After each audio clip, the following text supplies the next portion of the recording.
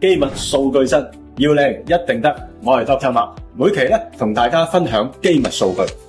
今日同大家拆解一下啦，透明質酸嘅分子量係決定成敗嘅關鍵。啱啱咧有同事問我，點解搽完啲透明質酸嘅感覺咧都係黐立立嘅咧？究竟個產品係唔係越黐立立越好咧？咁樣，原來個關鍵咧係嚟自個分子量嘅大細嘅。嗱，當個分子量大過100個 kilodalton 嘅時候咧，其實咧就會有一個黐立立嘅感覺。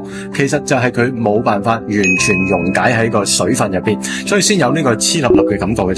即係話分子量太大咧，其實佢就塞晒喺毛孔嗰度啦，其實冇辦法入到去個基底嗰個位置嘅，咁所以個效果咧自然就會冇咁好啦。嗱，有一啲嘅專利嘅配方咧，就可以將個分子量咧拆到去8個 kilodalton 以下，大概咧就係我自己嘅身體嘅抗體嘅1/8嘅 size 啊，咁啊真真正正係入到基體入邊。嗱，根據咧2016年咧一份醫學雜誌 Journal of Drugs in Dermatology 嘅數據話俾我哋聽，皮膚表面搽嘅一啲大分子嘅一啲嘅結構，只係可以去到皮膚嘅深度嘅0.03個毫米嘅啫。一般嚟講咧，3個鐘頭咧你就打回原形噶啦。嗱，透過口服嘅一啲小分子嘅產品咧，就可以直達我哋嘅真皮層，咁就可以達到咧72小時嘅鎖水嘅效果啦。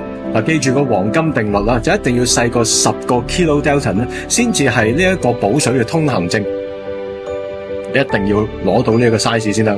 基底有料到 ，follow 我哋先知道。記得撳埋個鐘仔，將我哋條片分享俾同你一齊想變靚嘅朋友仔。